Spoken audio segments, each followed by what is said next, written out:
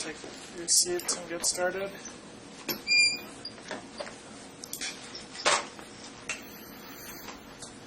So today we're going to switch things up, and we'll have our first of two TA guest lectures. Some of you may have heard of this. It's been in the works for a little while. So Joe will be lecturing on a topic very close to his heart, cross-coupling.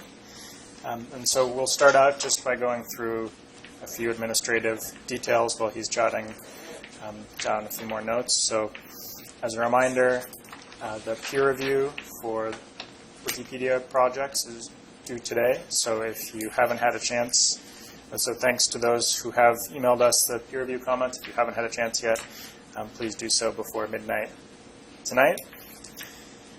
And as another reminder, on Monday we will have our second external guest lecture. This one will be the first industry guest lecture. Adam Johns will be Adam Johns and John Phillips will be visiting us from Materia, which is a company spun out of Grubbs Laboratory, focused on materials applications of wolf metathesis. So that should be really interesting. So you have that to look forward to on Monday. And as one more point on metathesis before we move on from that topic, I mentioned in the beginning of class, last period's class, that I would discuss the cross-selectivity rules, and I provided a handout relevant to that, but then because we ran out of time, I didn't get to that last class period. So because I think that reaction is highly relevant and might be one that you are using in your own synthetic endeavors, I just wanted to take a minute or two to touch on that. And so if you pull out the handout, I don't know if anybody has it with them, from last time you'll see that looks like no. So you'll have to use your imagination here. Empirically, based on the catalyst that's being used, different alkenes, particularly terminal alkenes, can be divided into different types. So in this handout, you'll see that there's types 1 through 4, and the type is actually catalyst dependent. So a type 2 alkene for the Grubbs first generation catalyst is not necessarily a type 2 alkene for the second generation Grubbs catalyst. And so these types define the empirically observed metathesis reactivity. Type 1 alkenes can undergo homodimerization rapidly, readily. So these are type 1 alkenes include things like 1-hexene. So this will rapidly be converted into the corresponding C10 and C2 component, ethylene. Type 2 alkenes, in contrast, undergo slow homodimerization. And so with like the first generation catalyst, this would include things like styrene. Type 3 alkenes don't undergo homodimerization, but they can undergo cross-metathesis with a second alkene. So these would include things like acrylates. So if you're ever planning a synthesis and it involves homodimerization of an acrylate, that's probably not a wise move. And so the basic idea is that if you want to achieve high kinetic selectivity for a cross-metathesis product, it's good to match a type 1 alkene with a type 2 or a type 3 alkene. There's also so-called type 4 alkenes. These are basically metathesis inactive. Things like tetrasubstituted olefins, acyclic tetrasubstituted olefins are classically metathesis inactive, so they're spectators to the action. And so as a maybe helpful mnemonic, you can think about if you're planning a cross-metathesis, it's typically going to work better if you have an electron-rich alkene, an electron-poor alkene. That will give high kinetic selectivity for cross product. Any questions on that? Okay, you may see more applications of that in Materia's lecture. So if there are questions, then you can think about them over the weekend and we can discuss further on Monday. Okay, without further ado, I'll turn the floor over to Joe.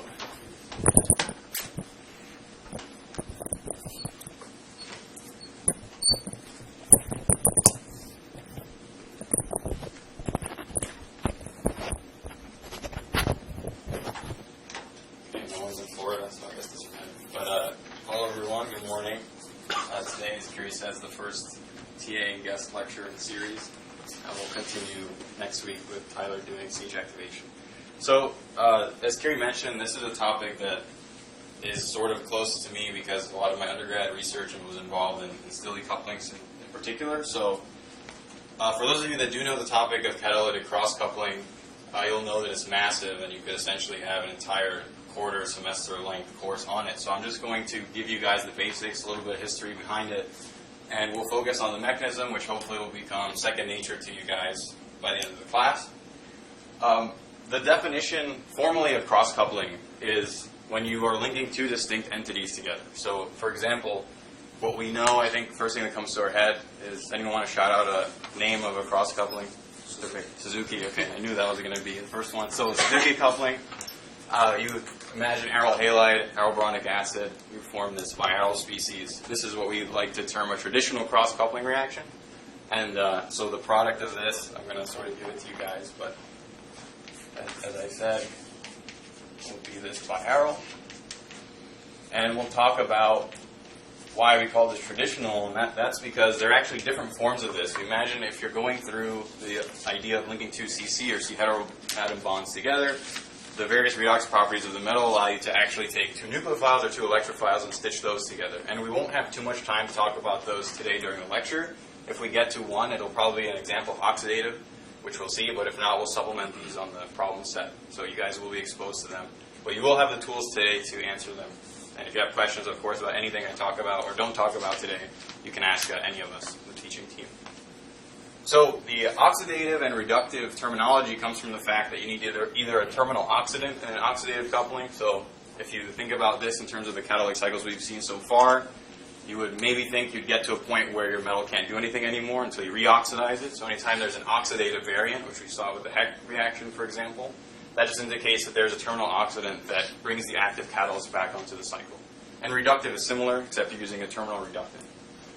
And so if I were to just draw these reaction arrows up, this is actually a pretty miraculous reaction because there's no metal. But if you imagine that there's a transition metal, that would be a fun lecture. Okay, so the second one, this oxidative one, what would the product be? So we have a nucleophile and an organometallic region, which is also a nucleophile. Based on what your knowledge of bond-forming reactions with metals are, what would you expect the product to be? It's not a trick question. The analog. Okay, perfect. I heard it twice, so yeah, good.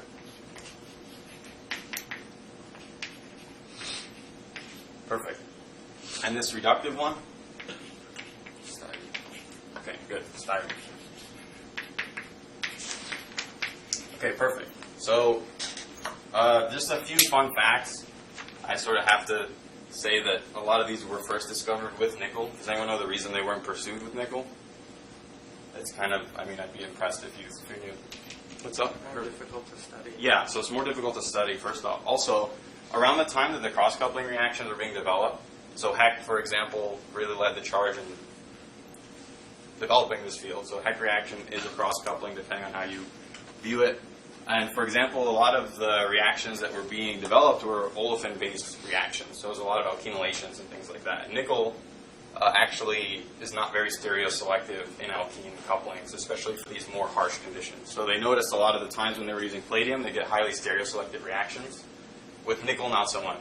And it's not 50-50. It'd be like a slight erosion, but on industrial scale, that was enough to persuade people to use palladium instead. It's also just generally easier to handle, easier to study, and we'll get to that in some mechanism later. And so, as some of you know, this won the Nobel Prize in 2010 for palladium-catalyzed cross-coupling, and there are a few reviews that sort of come up in a lot of these papers that you'll be reading on the topic. I chose 3 here, but there's probably around 10 you could read and get similar information from. There is a supplementary handout. It's a PowerPoint set of slides that I will put on Canvas. I didn't give them to you today to save paper, and some of the answers are on there for problem of the day, so I didn't want to give anyone extra edge. And so those will be on Canvas, so don't worry about furiously writing notes down, anything like that. And again, feel free to ask questions throughout the lecture. Okay, so as some of you sort of please piece together by getting the product, this is what is a general catalytic cycle for a traditional cross-coupling reaction. And for the remainder of the lecture, I'll just refer to this as the cross-coupling catalytic cycle, but the fact that it's traditional is sort of meaningless in some ways. But this is just sort of a redox self-sustainable cycle, which is the one that is easiest to first learn and perceive. So we have our transition metal catalyst here, and I've intentionally left these spots blank here because these are probably the three, there's about 3 elementary steps that I'll keep saying. You'll probably dream about them later because I'll say them so much. So this first step here, which we learned, what is it? Just shout it out. Okay, awesome. Oxidative addition.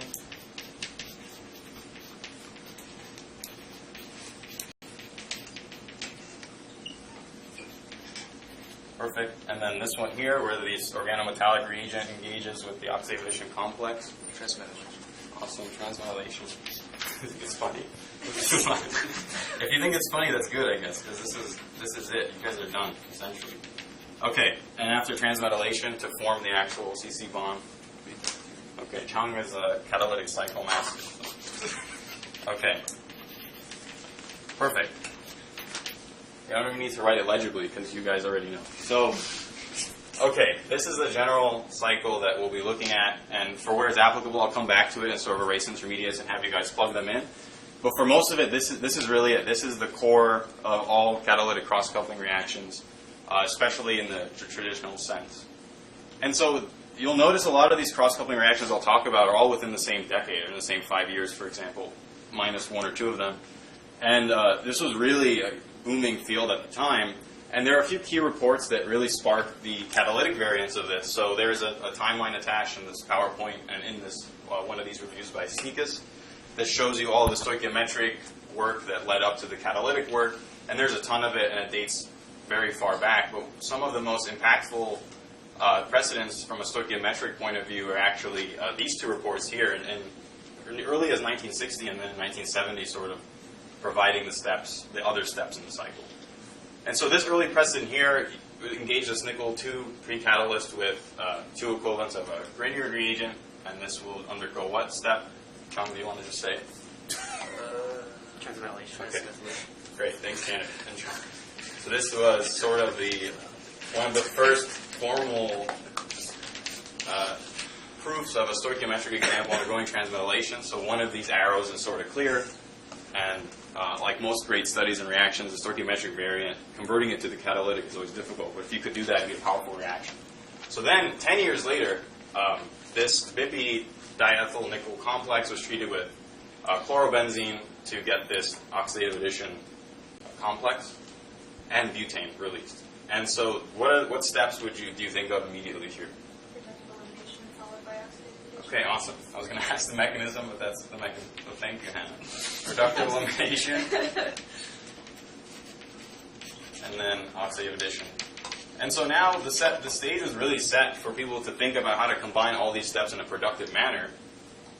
And you'll notice a lot of this was with nickel, and I just said it's difficult mechanistically to understand, but these alkyl variants are more easily attained with nickel. And we'll talk about that a little bit later as well. And so this was around the time that Kumada and Koryu were thinking about how to make this catalytic, and this was rendered catalytic 2 years after this report of the stoichiometric reductive elimination oxidative addition complex. And so the Kumada coupling, which is, people say Kumada and don't include Koryu. I've included all the names of contributors where it's more formal, but you can refer to this as the Koryu coupling if you wanted to. If you're going to choose one, maybe Kumada will get more people to understand, but in the Kumada coupling, you're using arrow Grignards, alkyl Grignards with your standard alkyl, alkenyl arrow electrophiles to generate what seemed to be kind of not so exciting products for a lot of these initial studies, but this was a huge game changer because now you could basically render this whole process catalytic, and that had a lot of potential. And so one thing that's not really known, was not commonly known, is that they also demonstrated this with lithium, But what the field rapidly grew into after the catalytic variant was fighting for functional group tolerance. So this is a productive cycle, right? But if you have reagents that are just going to rip apart organic molecules, that's not as productive as you might hope. So you'll see as we progress through all the cross-coupling reactions, you'll notice that the functional group tolerance will start to go up and the reactivity of the transmetallating agents will go down. And so they demonstrated that BuLe, for example, could transfer, but as you'd imagine, that does other things. So they figured, okay, well, making these organomagnesiums is also very convenient, and that can be done, and you can officially get your cross-coupled product. Okay, so one thing that the Grignard reagents and the commodity coupling are useful for is actually forming very hindered CC bonds. And so the more reactive the transmetallating agent, you would imagine the faster the CC bond forming step, depending on the cross-coupling. In this case, that is extremely useful. So that is one application you'll see is making very hindered mesotyl biaryls and things like that. So how do you, might seem like an easy trick question. It's not a trick question. How do we make Grignard reagents? Direct magnesium. Okay, great. I heard basically all the answers at once. What did you say, Colin? Oh, I said direct magnesium. Okay, great. Yeah, magnesium insertion. Okay, good. That's a good way to do it. So this is stuff we learned in main group, right? I'm not going to write it down, but a lot of you know how to do that. I'm sure all of you have probably run that reaction to make organomagnesiums of some capacity. Okay, and you'll see here I drew this as what's the oxidation state of nickel in this catalyst? 2. This is nickel 2. So if you were going to plug this into here, what would you put in the metal section here? Intuitively It should be. Don't think too much. Well, it depends. However you answer will help with the next question I ask. So how do you want to answer, Chong? Well, intuitively. Okay, he's going to use intuition. That's good. Okay, nickel what? 2. Okay. Thank you. All right, nickel 2. I'm going to put it. What color do you want? Orange? Oh, yeah, sure. Okay, good. Nickel 2. Okay. And nickel 2 does oxidative addition with an aryl halide. That sounds not good. It sounds not good, but let's just commit to it. What do you get? You get nickel 4. Okay. Yeah, you said it sounds not good. Okay, and then transmetallation or decontamination, you would get, it would be a 2,4 cycle, right? So why don't you think this looks good? The oxidation state of nickel might be too high. Okay. Too high. Great. So Chong is saying he felt really uncomfortable about going from nickel 2 to nickel 4 because that oxidation state is very high. And this is something that will come up a lot. In cross-coupling in general, you rarely see, unless depending on the oxidant, of course, but in the traditional types of cross-coupling you'll see today, you rarely see higher than oxidation state of 2 or 3, depending on the metal. So you're right, nickel 4 is really high energy. Unless you have some really chelating, stabilizing ligands to help stabilize this species, it probably will undergo that. So if this is just DPP, probably not going to go through a nickel 2,4 cycle. But that's essentially what a lot of people thought in the beginning, was that this was just a 2-electron process. This looks pretty reasonable. You use your intuition, so that's great. So if this is not nickel 2,4, let's think about how would we get to a more comfortable cycle. Starting from nickel 1. Start from nickel 1, okay. Anyone else? Okay, so now we have all of them. Great. So we'll come back to nickel 1, because that's an important talking point in and of itself. But if we go through nickel 0, then this starts to look like a lot of what we're familiar with, right? It's this metal, transition metal, 0 oxidation state, 2-electron oxidative addition. It's a 0-2 cycle. Everyone's really happy. There's nothing really crazy about that. So if we look at problem of the day number 1,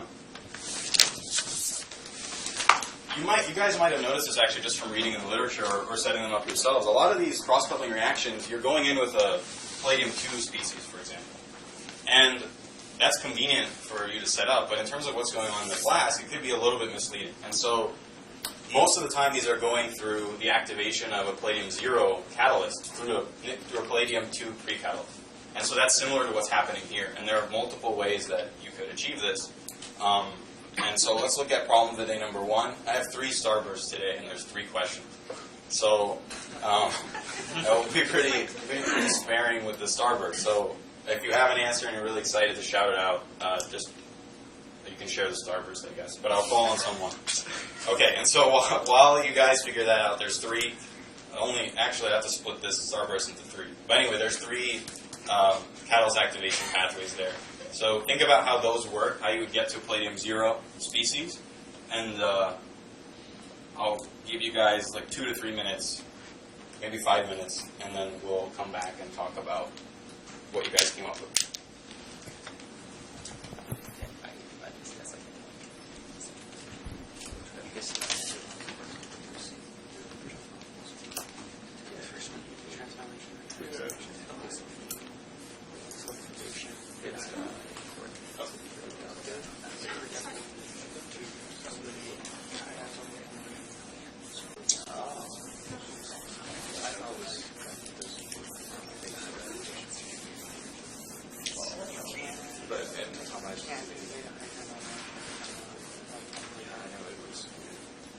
But I mean, when you do the ligand substitution, you already have one catalytic. You're substituting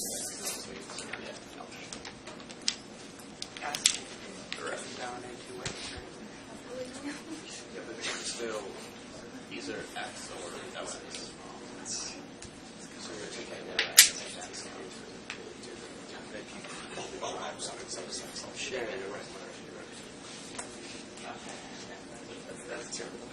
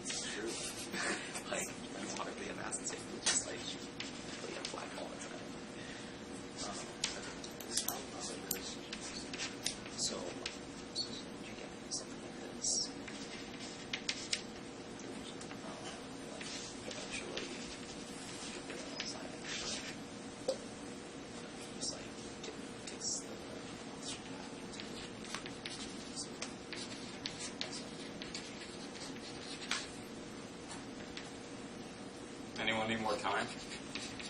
I'm not looking, so you can just say yes, and I'll try not to recognize your voice.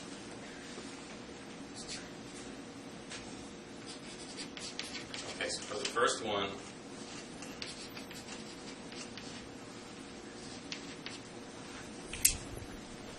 we have, this is basically the analogous palladium catalyst to what we saw with the nickel catalyst in the original Catalytic coupling. Who wants to put up, or take volunteers first, who wants to propose a mechanism for the reduction of palladium-2 in that case? Awesome. So, ACT is saying, first one, palladium-2 undergoes a double transmetallation.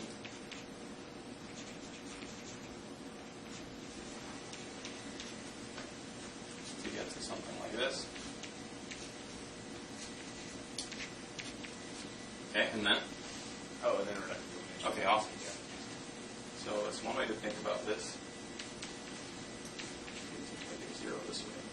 So this makes sense. This is basically taking the work in that first stoichiometric study that I showed, and then ending with, or actually doing similar to what Hannah proposed in that second example. So palladium chloride will undergo transmetallation twice, and you can reductively eliminate coordinate these R groups to form the CC bond. So you're basically doing, you could maybe call it an oxidative thermal coupling to generate that in palladium 0, which is your active catalyst. And so there's another way you could think about this. If this is, for example, ethyl magnesium, it could actually stop at 1 transmetallation, do beta hydride elimination, and then reductively eliminate ethane, for example.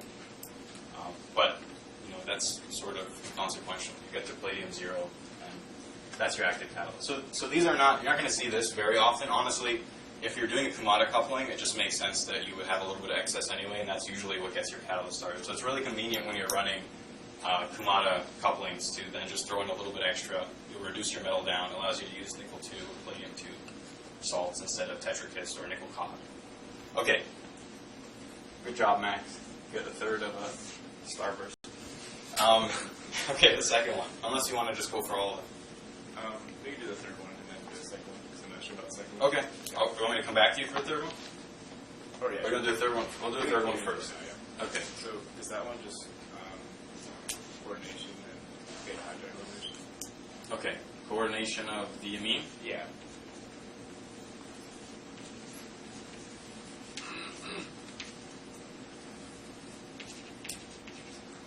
Drawing acetate like this, but you shouldn't for the most part because it will bridge sometimes and will not necessarily be capital 1.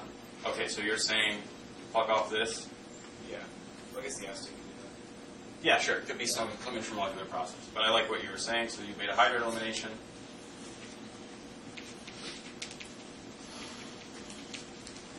And that gets you to what? Palladium 0. Okay. So this will generate what else? I guess the aluminum cation and then acetate is products. Yes.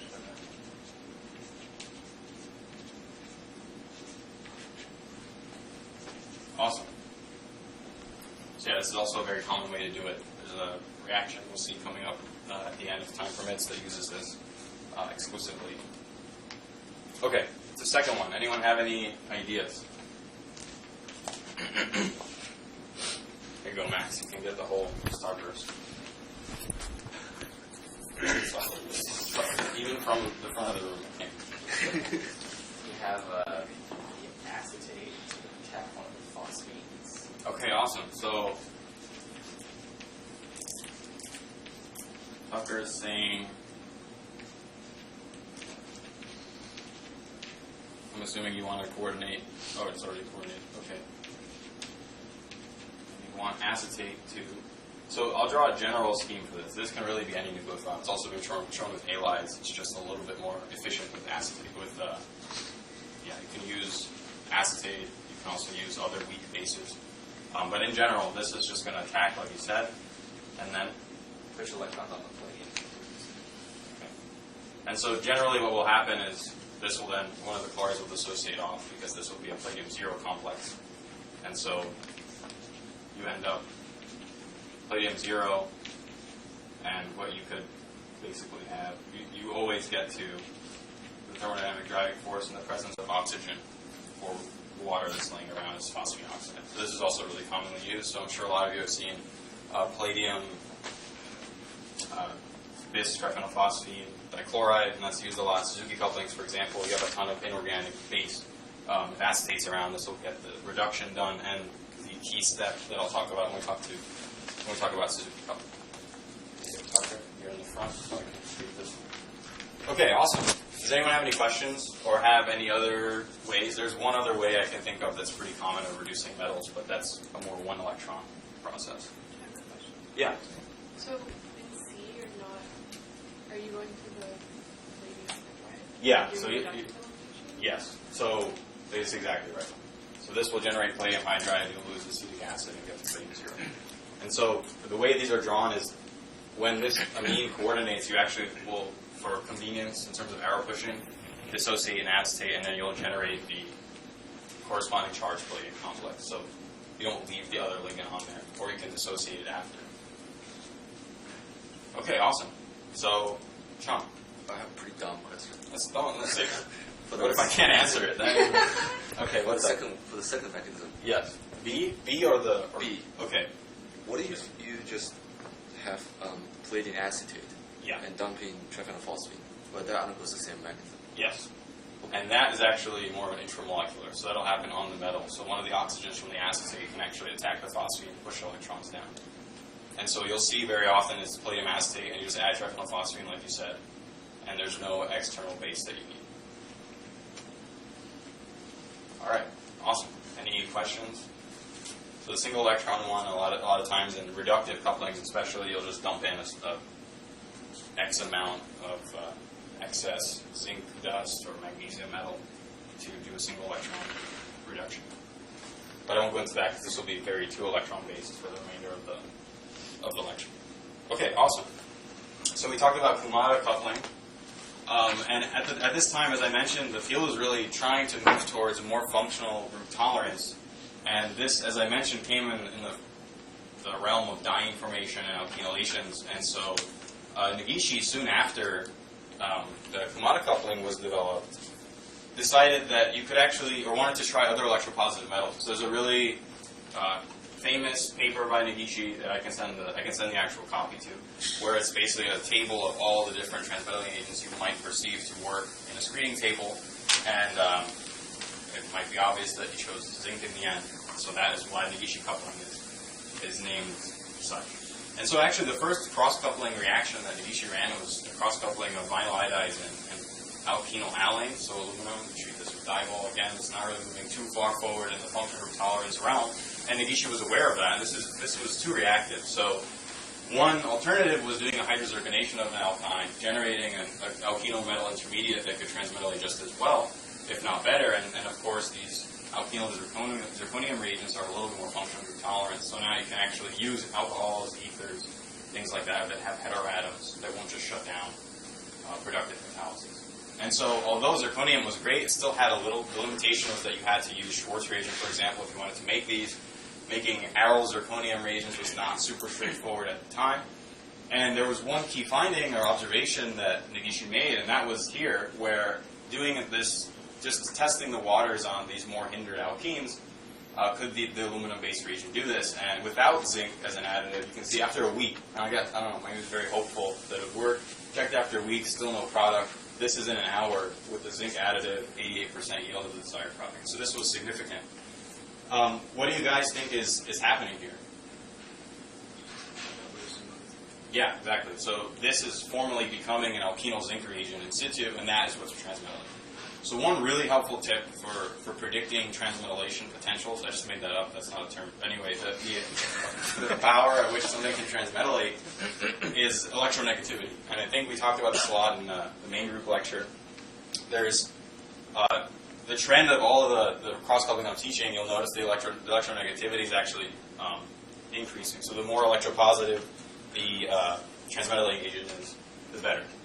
So from alanes to zirconium, you'll notice it's a little bit more electronegative, and then zinc is even more. And this might seem counterintuitive because I just said it's more reactive, but also the stability, the configurational stability is what the key is. So it's not that this didn't work because this entity was not reactive.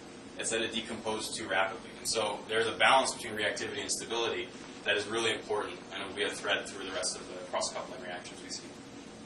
Okay. Does anyone have questions on Negishi coupling? So how would we make a zinc reagent? Barron lab members should answer this.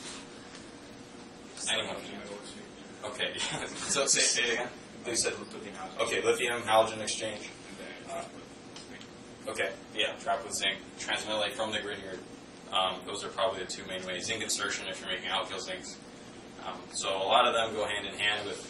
So if you funnel this into the way you make zinc reagents is from the Grignard, you might start to think about how, like, some of the key differences. So zinc reagents are innately more function group tolerant than Grignards, for example. But the substrate or the star material availability could potentially be limited based on the way that you synthesize them. That's not so much a problem anymore, but at the time this was how they're making essentially all of them. I think Negishi preferred to use the organomagnesium than the aluminum, for example.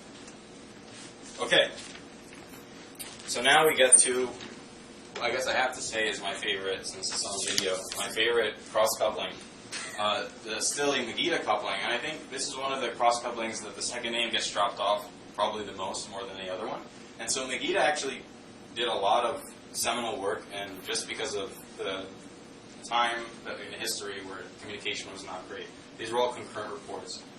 Migite actually did a lot in a reaction we'll talk about soon as well. But the key to the Stille coupling was really this report in 1976 by Eborn, in which this bromobenzene with this dye standing in the presence of catalytic palladium generated this spiral species, so biphenyl. So what's going on here? Anyone want to throw out any ideas? What's the first step, for example? Octave addition. Okay, octave addition, great. What does that get us to? Palladium to arrow. Okay, I'm going to draw what you're saying here.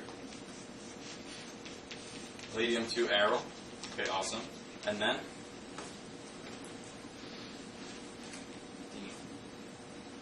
Transmetallate this standing. Yeah, so don't freak out. If you see this, just pretend that's inconsequential, and transmetalling that group on. And so there's a reaction you may be familiar with, you might not get a chance to talk about. So the Miura correlation, for example, relies on the same type of step, where this is V2 pin 2. This looks really ugly because it's tin, but it's the same thing. Okay, awesome. So you get this. And then? Effectively eliminate. Okay, awesome. And after reductive elimination, you generate this. Okay? Instead of cutting. Exactly. So you're just generating the components you need institute. Pretty clever, and showed all of the key steps you would need in a cross coupling. So this is not a cross coupling, this is homocoupling. But using all of the steps in the cycle you would expect to see in a Stille coupling of Kumada or Negishi type characters. Okay, and so essentially at the same time, they're a year apart, but I don't know what time of year it was. Migite and Stille showed that you could actually make ketones and allylated benzene using the Stille coupling, using these tin reagents. Most of the time, this R group here was the same. So if you're doing alkylations with tin, it's always going to be, usually going to be the same group. And then this was sort of the birth of this term of dummy ligands. And so you'll notice almost all of these tin reagents, or a lot of the ones you'll buy, for example, have 3 N-butyl groups hanging off, and then the active species you want to transmetallate. And so those are considered dummy ligands. Fun fact: has anyone run a Stille coupling? Jump. Okay. 2, 3. Cahill? 4? No. Luke? Okay. So like 10, not less than 10%. It's okay. So they actually do transfer, and they could be really problematic. So they don't. Obviously, you're not getting like a bunch of butylated stuff. If you're doing alkylations with tin, where this is a different alkyl group, even al, for example, could cause problems. If this were, for some reason, let's say this were propyl and those were butyls, you wanted the propyl to transfer, obviously that's going to be an issue. We'll come back to that in about a minute.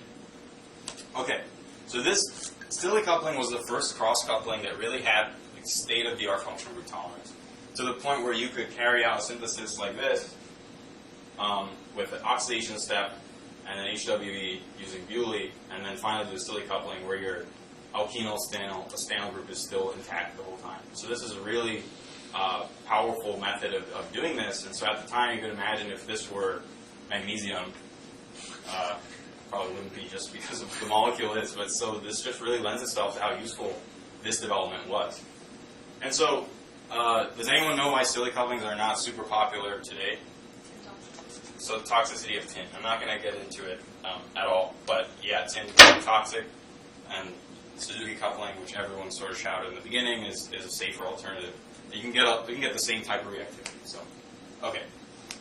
That being said, there are really clever workarounds for this dummy ligand situation, and so this is what we call a carbostanotrain. This is kind of trivia, but it's really awesome to think about the tools you can use with your knowledge of the catalytic cycle and the mechanism. In this case, instead of having butyl groups, you can actually pull back the alkyl groups that terminate at a nitrogen heteroatom here that will donate the lone pair into the back of the tin, sigma star, and this R group. So this is drawn intentionally long, so this lengthens this bond, makes transmetallation a lot easier. So you can have selective alkyl group transfer, that was the thought. So you probably wouldn't transmetallate one of these off, they're pulled back.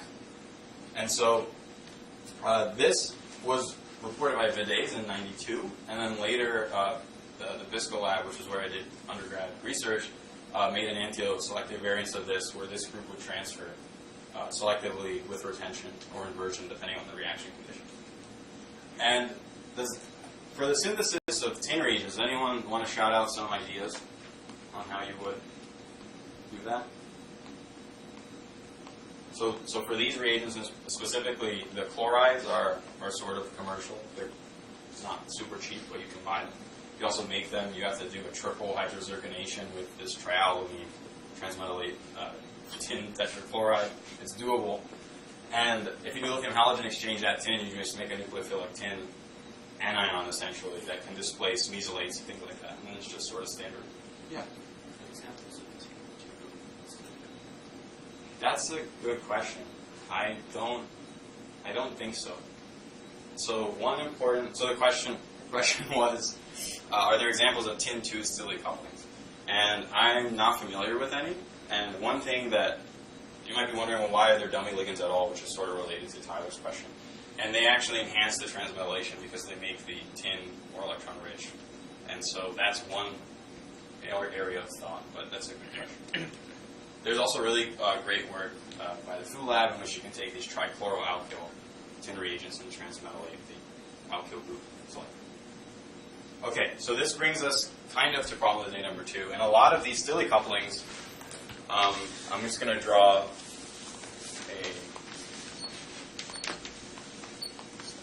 what the problem of the day is. And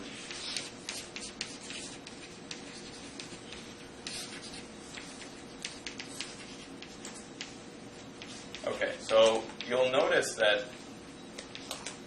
catalytic copper is often used, especially when this is not extremely active, to get to the product. Does anyone have any ideas about how this is happening, what the coppers do?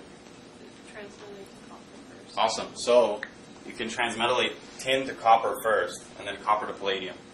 And so there comes the problem. Thank you, Sarah. That really helps with getting the reaction to go a lot faster. And sometimes if your tin reagent is not super stable, which really happens, this could be a good alternative to basically have it transmetallate very fast to get that transferable group off. So another thing you might see in some papers is you can have stoichiometric fluoride. That works like in sync. It's like a nice simultaneous way of crashing out tin fluoride, which is often insoluble, and that will just push the reaction forward after the transmetallation to form tin chloride, and then the fluoride will displace it. That will crash out because transmetallation is reversible, although it is guided by electronegativity. So there's one other subtle effect that the copper can have. Does anyone want to think about what that could be? This one's not so obvious. My suggestion would be to think about what's on the metal throughout the catalytic cycle. And then I'll give myself 5 minutes to write more stuff, and you guys can think about it.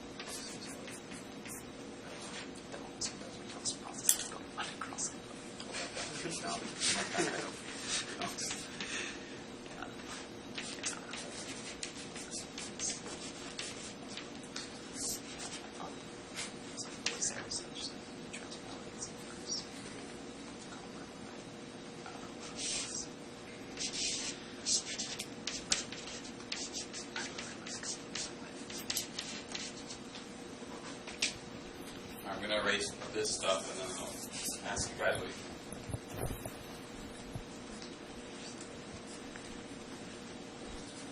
Okay, I heard Zhang talking about something. So you want to take a stab at it? You can say no. I mean, I didn't come to Actually, any conclusion. Tanner volunteers you all the time. Yeah, Maybe no. Tanner should do it. Yeah. Okay. All right, Tanner, what's up? What do you Yeah, no, we had a few ideas. Okay, One of them that's good. was it will get oxidized faster than palladium in case of That's interesting. some oxygen that is in the system and protect the palladium, I guess. That's a really cool idea. Zane didn't like that. Why didn't you like that? Because I didn't write O2. Well, or like if you select an oxygen, like it won't just come in if it's in equilibrium. Let's assume that the people that set this up did a really good job of it being air-free. There's no oxygen. Maybe vinyl coppers are more stable than vinyl. I see. So, does anyone... I heard you guys say something about abstraction. Yeah, so like I know copper is good at abstracting like halogens. Okay, so this... Your mind's going to be blown. So this... That's true. But in most cases, you throw in like silver for that. But that could happen. Actually, with palladium tetrachus, one of the biggest issues with this catalyst is the dissociation of phosphine. And so the copper actually just sacrifices itself to abstract phosphine, fractional phosphine. And so there's a study that literally just adds phosphine and copper and measures their relative rates. And it corresponds to a trend where the triphenyl phosphine is actually inhibiting the reaction. And so, yeah, it's a little bit esoteric, but copper can do that. It's kind of an interesting way to use another transition metal in this coupling. But. Okay, so I have here's some gourmet treat for you guys. You can share it. There's two. So you guys want one each? There's one more problem today, so maybe not. But you guys can share that one. Okay, so next let's just go through the remaining CC bond forming cross couplings for like the next 10-15 minutes, and then we'll get into some CN bond formation and end the class with that. So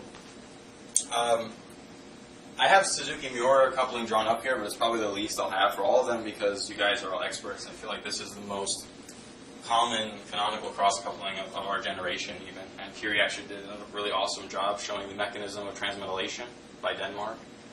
So I won't go into exactly where it maps onto here, but as you might expect, I never talked about nickel 1 chunk, but we'll talk about that. I'll leave it up there so I remember it. So the key to the Suzuki Miura coupling is this is the first time that your transmetalling agent is really not as powerful as the ones that precede it. So still a coupling, you don't need to add anything exogenous. You can, and it'll speed it up. So we saw the fluoride back there will crash it out, but it could also attack. And so this was the first time that the addition of some exogenous base was required. And so if you don't, who's run a Suzuki coupling here? Like the entire, yeah, everyone. Okay. So has anyone ever run one without base? It's possible. No? Okay. Well, most of the time you need base. And so what does that do?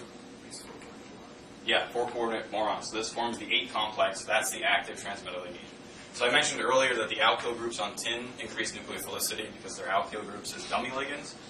You can think of the base being a transient electron donor to the boron, making that alkyl or aryl fragment much more nucleophilic for transmutation. And in general, the types of... So the first report is actually hydroboration and then subsequent cross-coupling with catechol borane. And this generated this diene here. And so they use the catechol borane, but as you guys know now, there's so many different types of boronic acids, esters, even 9-BBN, the Molander-based salts, for example. There's a wide selection of reagents you can choose from, BPIN. And so that makes this very, very useful because now you're not limited to using toxic reagents. So organotins, their toxicity is sort of under debate, but are sort of blacklisted as being super toxic. and some of them are, especially the ways you make the less toxic ones. For borates, they're generally considered harmless, and so usually very stable. And so it's very advantageous, especially in medchem and things like that. We need to quickly make a difficult CC bond. This will usually do the trick. Functional group tolerance is essentially absolute. I won't say that absolute, but it's very good. It's probably slightly better than Stille coupling, but maybe on par, depending on what the reaction is. Okay, any like deeper questions about the Suzuki coupling? I'm going to draw the A complex here, just so we're all on the same page.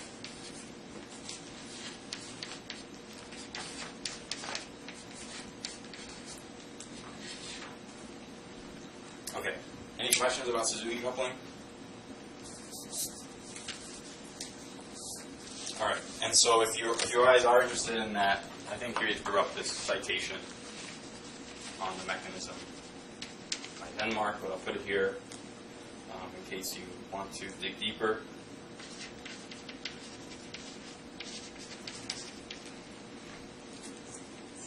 Okay, and then speaking of Professor Denmark, we'll now talk about a very closely related cross-coupling reaction that is quite admittedly extremely underutilized. So who's run a Hiyama coupling? Yeah, so even less than 10 for the people that can't see. Essentially no one. And that's not because they're not good. It's just I guess my own opinion is that they came at a time where a lot of the main functional group tolerance issues were solved. And it's a really nice way of forming CC bonds, especially I think from a retrosynthetic point of view. A lot of these groups that you'll see are sometimes in the molecule already, just as a part of the molecule, and can maybe diversify it further. So this is what you think of Hiyama coupling. You think of silicon-based transmetallating agents. It falls under the same exact reaction paradigm as Suzuki, so you need some fluoride essentially to really transmetallate efficiently. And so here is one of the first reports where you use TBAF. And Denmark did a really great job of elucidating the mechanism of the Hiyama coupling in general through a variety of really elegant studies. But the main contribution was this fluoride-free protocol through the understanding of the mechanism. So this is reminiscent of the really awesome work on the Suzuki mechanisms. Can anyone think of what this intermediate is, why you don't need fluoride? So now we don't need to go through something like this. Silica beta complex. Say that again? Silica beta complex. Silicon beta, you said? Yeah, A complex, but the fluoride. Oh, 8. Yeah. Okay, yeah. So this is the silicate complex. But in this one, you don't need any fluoride. I shouldn't have put the arrows, so no fluoride. So how is this one working? So yeah, you're absolutely right. This one goes through similar transmetallation intermediate like that. This one is slightly different.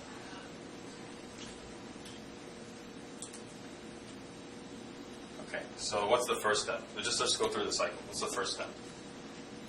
If you guys aren't sick of it already. Okay, good. Tucker loves it. Okay, here we go.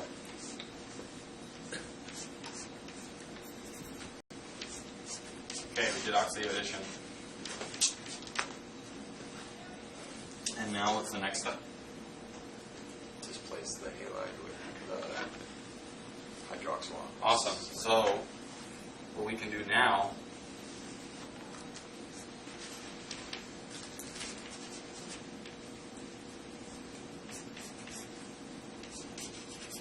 we form this basically bridged species here. You can draw this a lot of different ways, whether you want this to coordinate L, coordinate X, and you typically want the X-type ligand there for the transmetallation to occur because you need to swap an X-type ligand. But yeah, this is perfect. So now, this is very reminiscent of some of the work that Denmark lab did with the Suzuki coupling, where you have this bridged hydroxy species that is basically delivering this in an intramolecular fashion, something to anchor the two reactive components together. Awesome. Okay, so now that we are finished with Hiyama coupling, there's one more that, can anyone guess what the next reaction I'm going to talk about is? What someone said. Heck? I mean, no, not again. Unless you guys want to hear it again, but I don't. Okay, soon. Who said Buckwell Hardwick? Soon. Don't. We're going to get to it in like 5 minutes. So, what about now? Okay, there you go. If you said Heck, because Heck actually developed this reaction in the absence of copper as well, so not wrong, but not the Heck reaction everyone knows and loves. Okay. So, what's the metal involved in this? Everyone shouted out. Copper. Okay, awesome. Copper. So, this is the...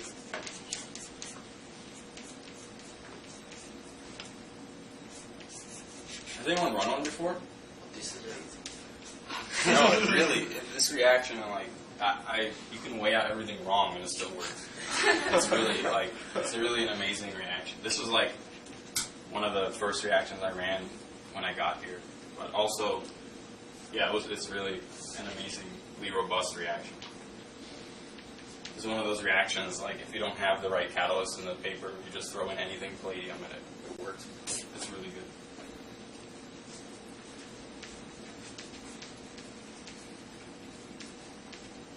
Okay.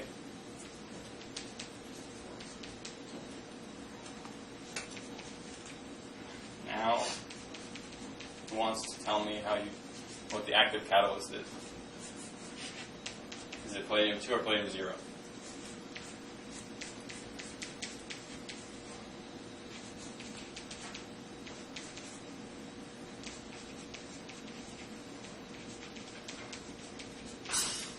Any guesses? 50% chance of getting it right.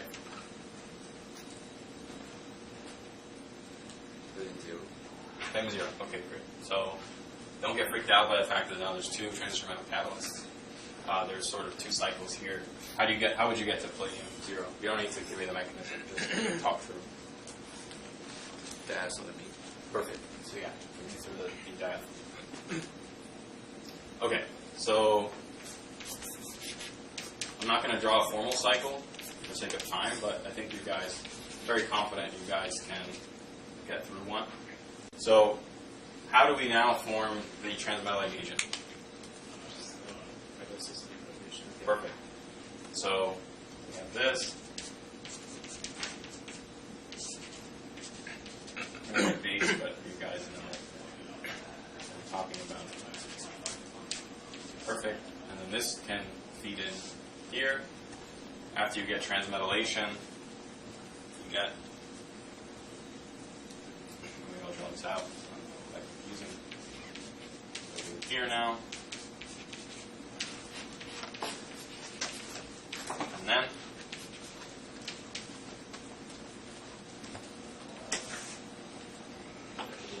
yeah, thank you. Okay, good. Perfect. So yeah, this is a little bit more involved. It's not as clean as throwing in the active transmetallic agent you generate in situ. A lot of moving parts, but extremely robust. So this is a really, really good reaction. Just personally that I've run. They're all really good. This one is very robust. Okay, so before we go into carbon heteroatom bond formation, I'm gonna give you guys a pretty, I think, is an entertaining exercise, given that you're taking heterocycles. So if I ask you guys, make this with only cross-coupling, how would you make it?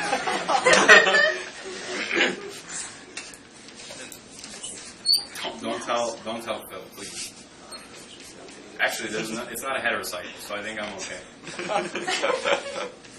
Because they would never work if there's a heterocycle.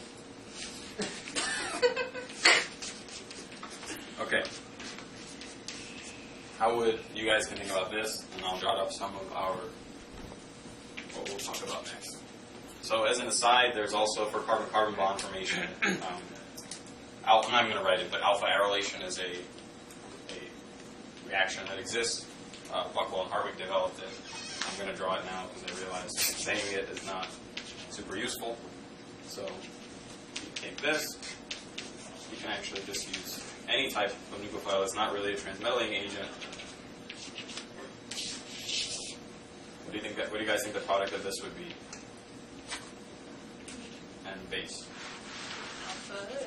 Good. Okay, thank you. Yeah, you get an alpha arylation from the alpha arylation reaction. That's good. Okay, and these cross centers really well. They're very highly angioselective in general. I'll put it there. Yeah. Do you see any oxygen annihilation Say byproduct? that again. Do you see any oxygen annihilated byproduct at all? Oh, like Uh-huh. that is a competitive side, but a side product. But in general, you can tune the ligands like for all the great catalytic reactions, and it will selectively. Yeah, it's a good question. Okay, so yeah, does anyone want to volunteer to break bonds up here while I'm writing? I don't know if you'll be on camera. You will be, but that's okay. It's not so bad.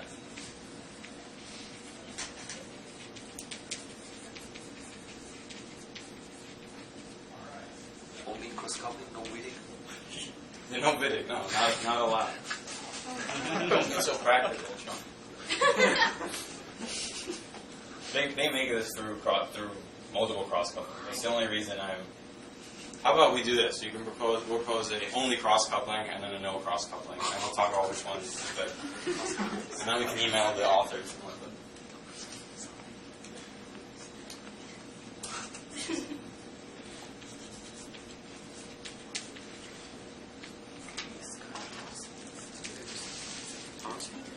Yeah, that's why you need to.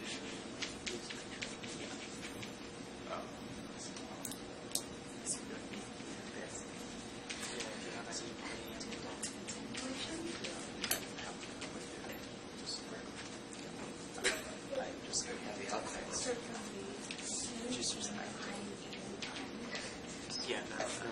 You guys are gonna freak out when I show you what the actual. I bet you guys can propose something different than what they proposed, even with crosscoupling.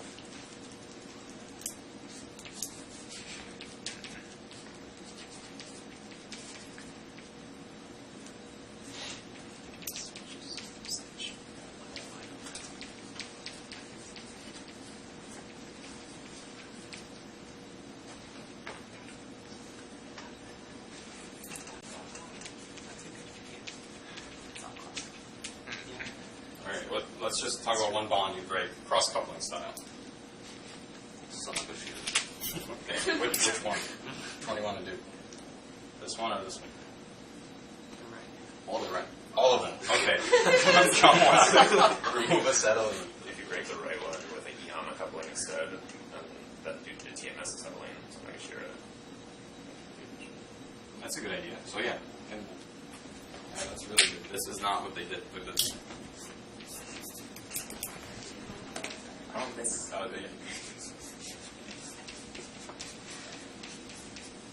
So, if I understand correctly, you're saying this.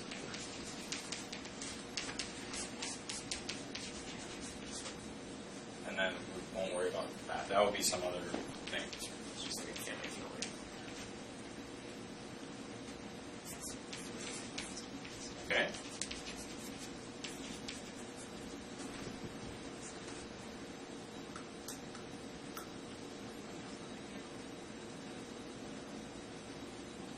You guys have any other suggestions or concerns? Also alkaline. Yeah. When you're doing a hydroboration or no? Can you do, Okay. I'm not saying this would be good. No, I mean, just- Can you do CH activation with an aniline directing? You gotta ask Tyler. Tyler?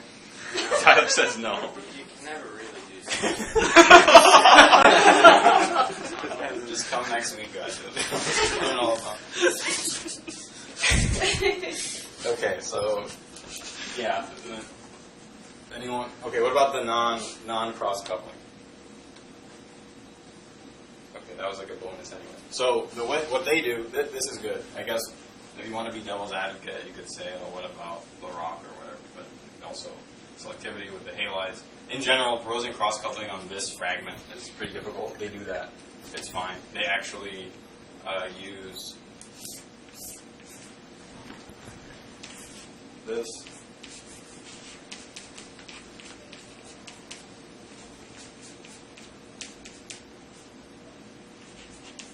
The 3 use this, and then they use this.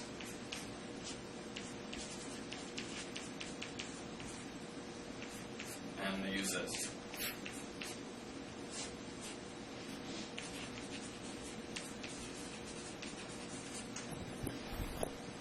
So they have this amphiphilic fragment that I'm sure is fun to work with because it overreacts and can react differently. But yeah, this is their disconnection for this molecule. Sonogashira soup.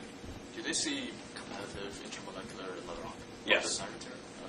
Yeah. So they have issues mainly with the rock and mainly with proto-dechlorination.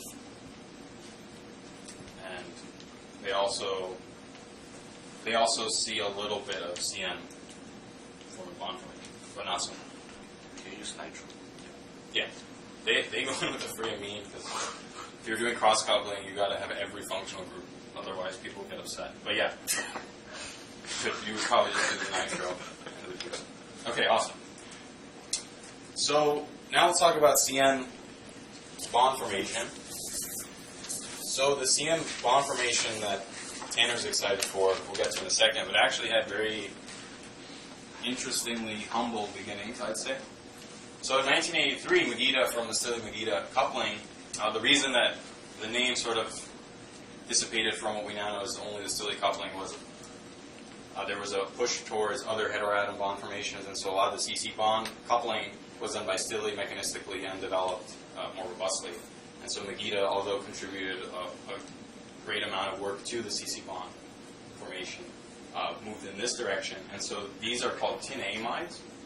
And so the idea was if you could transmetallate a carbogenic fragment off of the tin, could you make a tin heteroatom bond and engage in a similar cascade? So in this case, you have your oxidative addition to the aryl halide. Your transmetallation here wouldn't be aryl, it would be nitrogen based. And this actually worked reasonably well.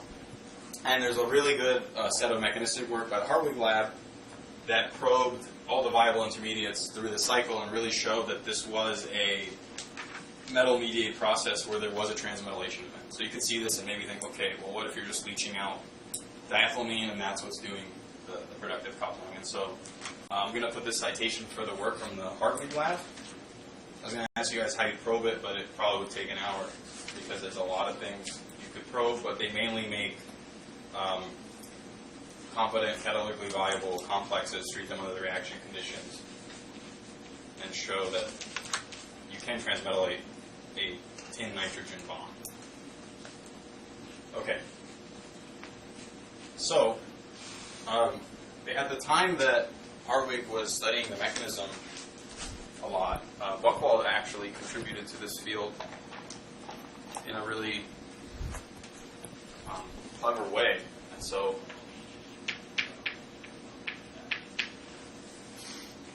in 1994,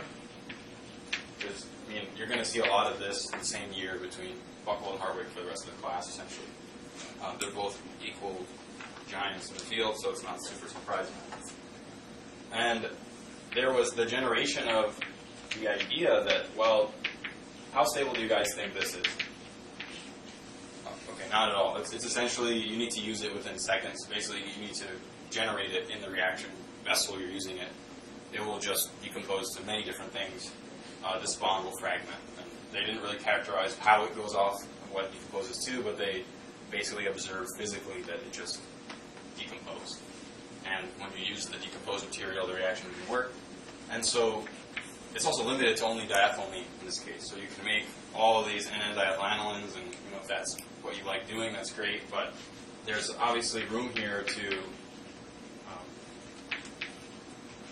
think of a way to extend this methodology. And so actually, if you treat the tin amide with another amine under argon purge at 80 degrees, you lose the diethylamine and you form your new tin amide.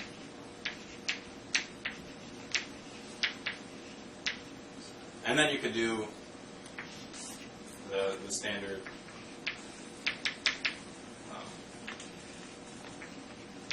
coupling reaction that I drew above. and this was pretty good because now you could access a wide range of aniline-derived products. So this was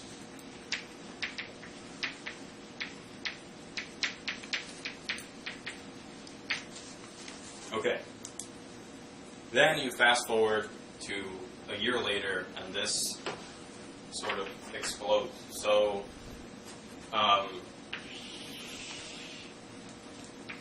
does anyone know the Buchwald-Hartwig examination? What reagents you use? Do you use tinamide? So there are a lot of key insights from this reaction that allowed basically the concurrent development. So I'm going to draw the first set of reactions from each laboratory, and then we'll get into problem of the day number 3.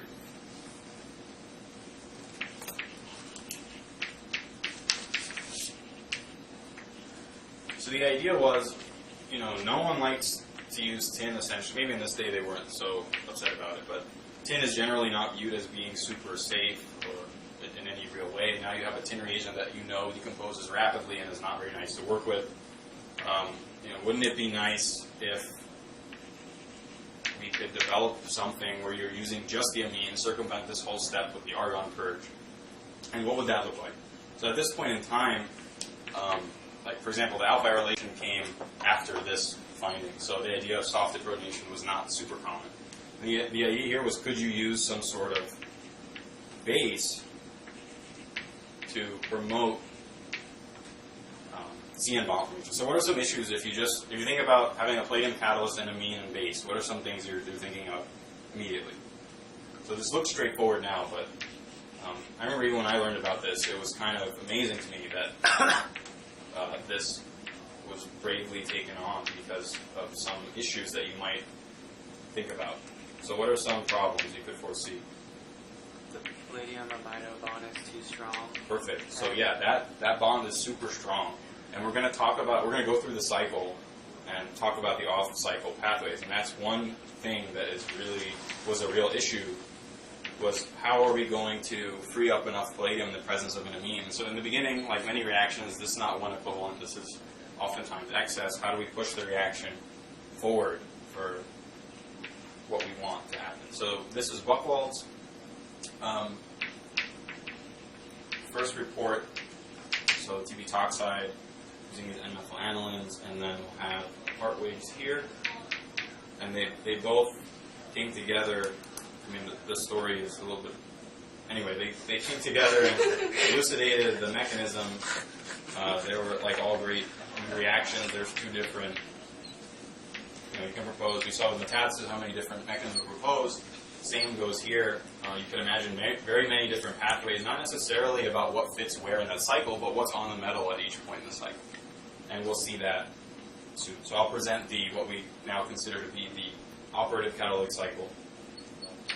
And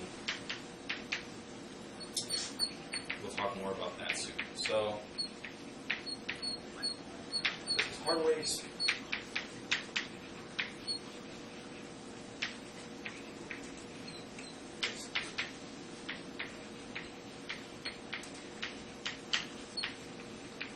Okay. So as you can see, this is the same year. I assume was essentially back to back or published around. I like to think of it as the same day, but I wasn't there, so I don't know. Anyway, a lot of the key components are there. Right? We have base, we have a free amine, and we have an arrow electrophile. So this is what we now know is Buchwald-Hartwig amination reaction. Really important reaction to know, not only off the top of your head, but deeply understand, because it involves a lot of coordination chemistry, a lot of cross-coupling, and a lot of just deep understanding of fundamental organometallic chemistry. So I'm going to try my luck with just erasing here. And I'm going to just put up problem of the day number 3, and then have you guys think about that for 5 minutes. Throw up the catalytic cycle, we'll talk about that, and then we'll probably be done for the day. So problem of the day number 3 asks you to consider this reaction in which we have this Buchwald ligand. Does anyone know the name of it? Awesome. This is Brett Foss, so this is a Brett Foss free catalyst. I think technically it's Brett Foss palladium G3. Anyway, consider the reaction. What happens in the presence of base? There are two products. Everyone think about A and B. I'll call on someone for A, call on someone for B, and then we'll talk about the buckle part weight amination.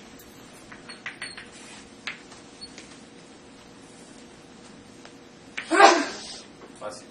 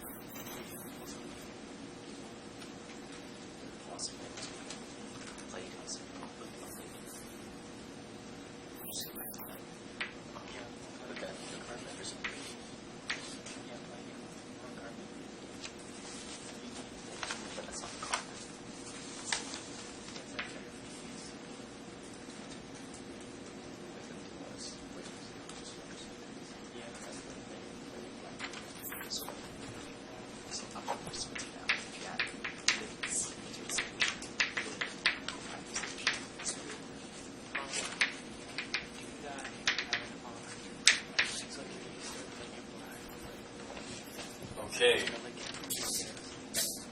What are you guys thinking for this one?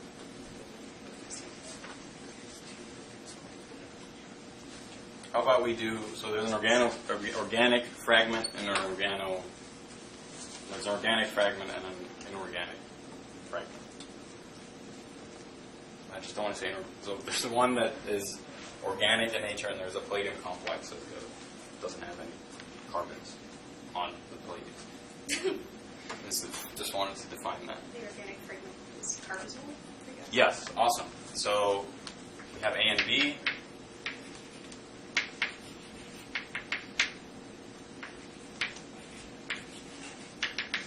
Awesome. Carbazole. And so then A is? It's the 14 electron Brett Foss palladium 0. Okay, awesome. So you're saying I'm gonna draw something, and you tell me if that's what you're talking about. I'm also gonna draw arrows, which I never do, but because it's so big, it might be easier. So you're saying it's palladium 0, and you said 14 electrons. So where's the 14? What's the count? How are you counting, please? So palladium 0 is D. 10. Yeah. And then coordination to the phosphorus, Mhm. the pi. Okay, awesome. Of the So isopropyl. the reason this is a little bit strange, or the reason you need a precatalyst essentially, is that these,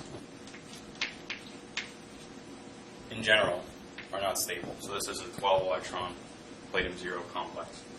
In solution, this will just grab solvent. It'll grab the oxidation partner. That's why these are usually precatalysts. The ligands themselves are stable. They're pretty tolerant to oxygen, so they don't oxidize that readily. And there's actually a really nice paper on why it's resilient to oxidation that I can also include. Or if you ask me, I'll send it to you. So Tanner said 14. The reason that Tanner is saying 14 is that the Buchwald ligands, they're not just fancy phosphines. They're not just fancy sigma-donating phosphine ligands. There's something a little bit more. And although that wasn't extremely well understood in the beginning, there's significant interaction from this ipsocarbon, or you can think of this alkene, in which this acts as formally a bidentate ligand when the metal center requires that electronic sphere.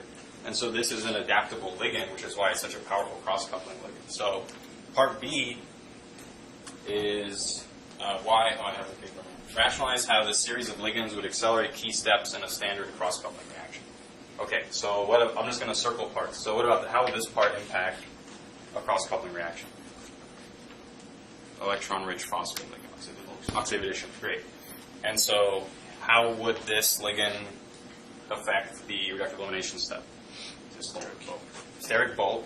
And if it's by coordinating this way, yeah, you put a lot of steric density around the metal, it'll reductive eliminate fast. And this will come on and off. This is an equilibrium here. So there is significant interaction here. And so this series of ligands, the main features you'll see are electronics on the ring of the phosphine-containing fragment and then sterics here. There are a lot of these. They all have very different, unique properties. Some for fluorination, for example. Some that are exclusively good for CN bond coupling. Okay. Very good. So does anyone know why it's necessary? I actually didn't know this until recently. Why it's preferred that you block these two sites.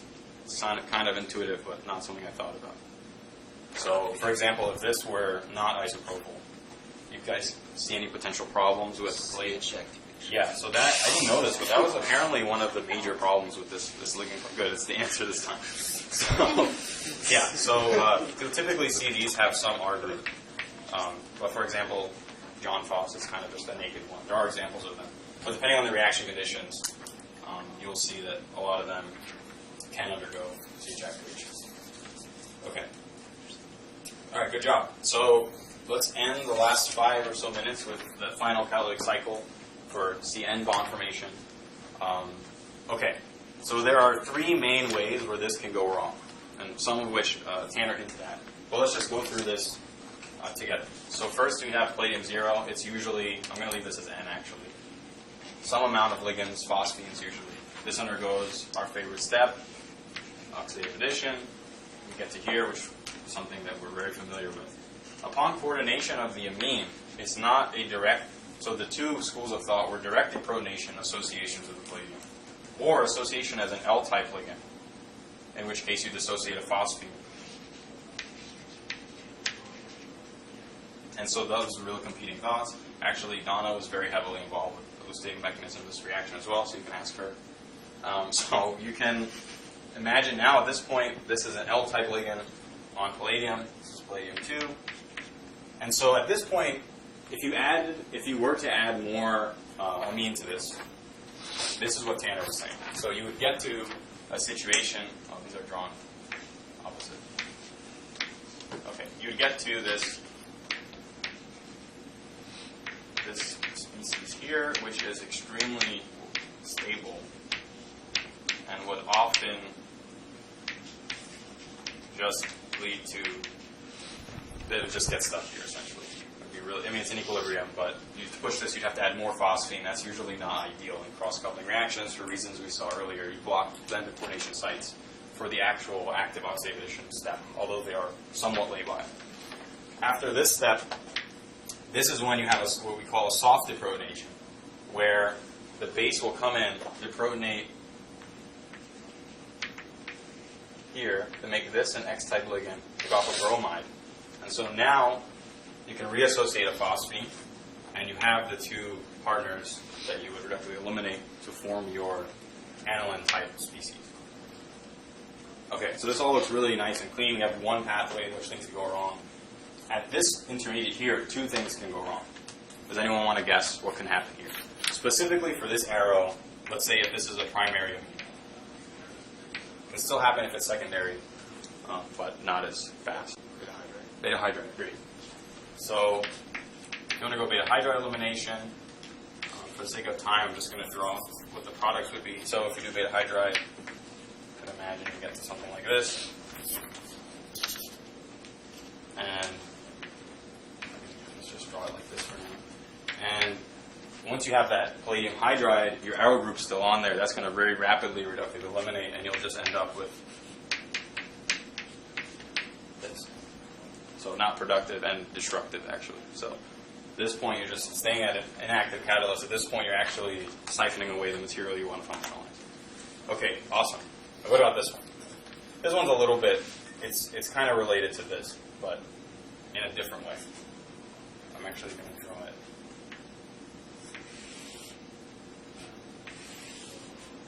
Like this.